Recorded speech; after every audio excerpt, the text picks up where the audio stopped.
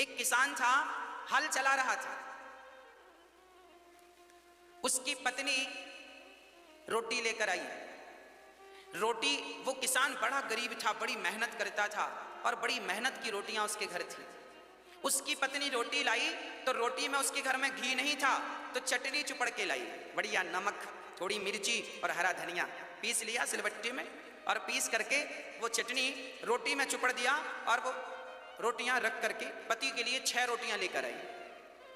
पति आए, पति के पास बैठी, पति से कहा लो भोजन कर लो।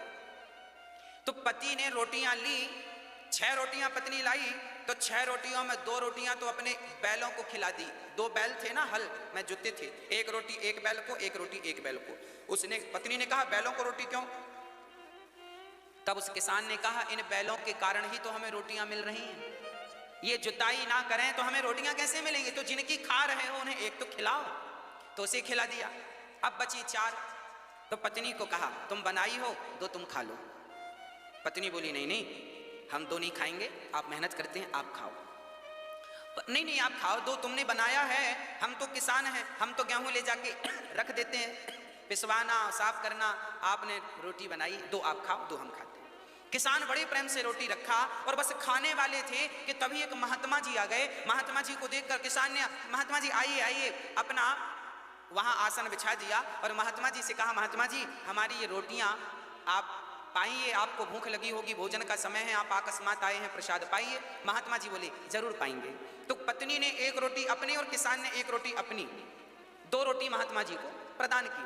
महात्मा जी रोटी खाने वाले थे कि एक बहुत बड़ा व्यक्ति, पैसे वाला बड़ा आदमी, बढ़िया 56 भोग लेकर के महात्मा जी के पास आया। वो महात्मा जी बड़े ऊंचे महात्मा थे, चेला उनके पीछे चलते थे। एक बहुत बड़ा आदमी 56 भोग लेकर आया और बोला गुरुजी आप ये क्या खा रहे हैं? ये इसमें नमक लगा है, घी भी नहीं लगा, ये रोटियां फेंक दीजिए। ये रोटियां नहीं, हम आपके लिए देखो कचौरी लेकर आए हैं, रसगुल्ले लेकर आए हैं, रबड़ी लेकर आए हैं, आपके लिए हम पराठे लेकर आए हैं, ये 56 भोग पाइए, 56 प्रकार का आइटम है। महात्मा जी ने कहा बेटा मैं ये रोटी नहीं फेंक सकता, ये रोटी मुझे बहुत अच्छी लगती है। तो सेठ ने कहा आपको हमारा ये 56 भोग अच्छा नहीं लगता?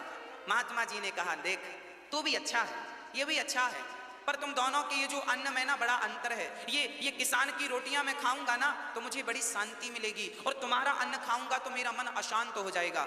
वो बड़ा आदमी नाराज हो गया, बोले आप हमारा अपमान कर रहे हैं। संत जी बोले कोई बात नहीं। संत जी ने एक हाथ पर रोटी दबाई और एक हाथ पर उसकी रोटियां, उसकी पूड़ियां, उसके रसमलाई रसगुल्ला दबाई एक हाथ में।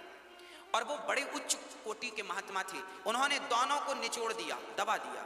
जब निचोड़ा तो जो सेठ का 56 भोग था उसको निचोड़ा तो उससे रक्त की धार, खून की धार गिर पड़ी। और ये जब किसान की रोटियां नचोई तो इससे दूध की धार निकल पड़ी, दूध की धार निकल पड़ी। लोग समझ नहीं पाए महात्मा जी ये क्या है। तब उस संत ने कहा सेठ जी से बेटा तुमने ये जो धन कमाया है, ये धन पाप से कमाया है, भ्रष्टाचार से कमाया है, लोगों को लूटा है, लोगों का अपमान किया है, लोगों की आहें तुमने ली हैं, गरीब से गरीब आदमी को भी तुमने 2-2 रुपए लूटा है, और उसकी तुमने रोटियां बनाई तो देखो तुम्हारी रोटियों से रक्त निकल रहा है, और ये देखो मेहनत की कमाई से दूध की धार निकल रही है। अब तुम ही बताओ मैं कौन सी रोटियां खाऊं?